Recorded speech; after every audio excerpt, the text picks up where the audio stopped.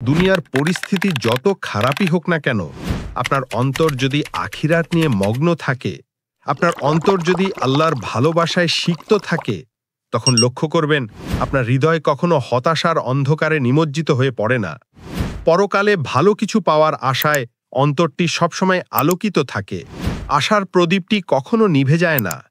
পক্ষান্তরে দেখুন, আপনি যদি স্রষ্টায় অবিশ্বাসী হয়ে থাকেন, জীবনে যদি ধর্মকর্ম অনুপস্থিত থাকে, যদি আপনার সমগ্র অস্তিত্ব শুধুই দুনিয়ার জীবন নিয়ে, কিন্তু তবু দুনিয়া আপনার ধরা ছোঁয়ার বাইরে থেকে গেল, দুনিয়াতে ব্যর্থ হলেন, তখন আপনি ভয়াবহ এক সমস্যায় নিবর্তিত হবেন।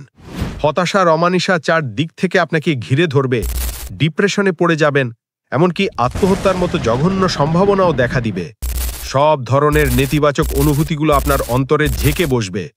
কিন্তু যদি দুনিয়ার জীবনটাকে পরকালের সাথে যুক্ত করেন, যখন উপলব্ধি করবেন যে হ্যাঁ, আমি দুনিয়াতে সফল হতে চাই, কিন্তু যদি কোনো কারণে ব্যর্থ হই, আমার জন্য তো পরকাল আছেই, যদি এই মানসিকতা অন্তরে লালন করতে পারেন, হঠাৎ করেই তখন নিজের ভেতর উত্তেজনা অনুভব করবেন। হঠাৎ করেই তখন নিজের ভেতর এক ধরনের আভিজাত্য অনুভব করবেন। একটি উচ্চতর লক্ষ্য আপনাকে অনুপ্রাণিত রাখবে সব সময়। আমৃত্যু একটি উদ্দেশ্যের পানে ছুটে চলতে পারবেন। আমি পার্থিব জীবন উন্নত করার চেষ্টা করব, কিন্তু যদি কোনো কারণে না পারি, আমার জন্য সবসময় আখিরাত আছে। আরও গুরুত্বপূর্ণ ব্যাপার হলো, আমার জন্য আছে এই সুবিশাল মহাবিশ্বের রাজাধিরাজের সন্তুষ্টি। শুধু চিন্তা করে দেখুন, যে ব্যক্তি একেবারে সবার শেষে জান্নাতে যাবে, তাকে 10টা পৃথিবীর সমান এক জান্নাত দেওয়া হবে। সে এমন এক ব্যক্তি যার কোনো নেক আমল ছিল না। আল্লাহ দয়া করে তাকে জাহান্নাম থেকে মুক্তি দিবেন। তাহলে যাদের নেক আমল থাকবে, যারা সমগ্র জীবন ধরে নামাজ রোজা করেছেন, আল্লাহর সন্তুষ্টির উদ্দেশ্যে দান সদকা করেছেন, আল্লাহর রাস্তায় সংগ্রাম করেছেন, আল্লাহর সন্তুষ্টির আশায় মানুষের উপকার করেছেন, সমস্যা সংকটে ধৈর্য ধারণ করেছেন, তারা কত বড় জান্নাত পাবেন। ও মুসলিম, তোমার হতাশ হওয়ার কিছু নেই। যদি জান্নাতে যেতে পারেন, আর কোনো কিছু কি ম্যাটার করে?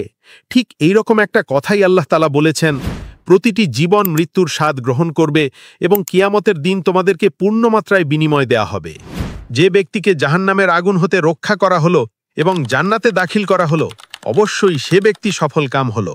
কেননা পার্থিব জীবন ছলনার বস্তু ছাড়া আর কিছুই নয়।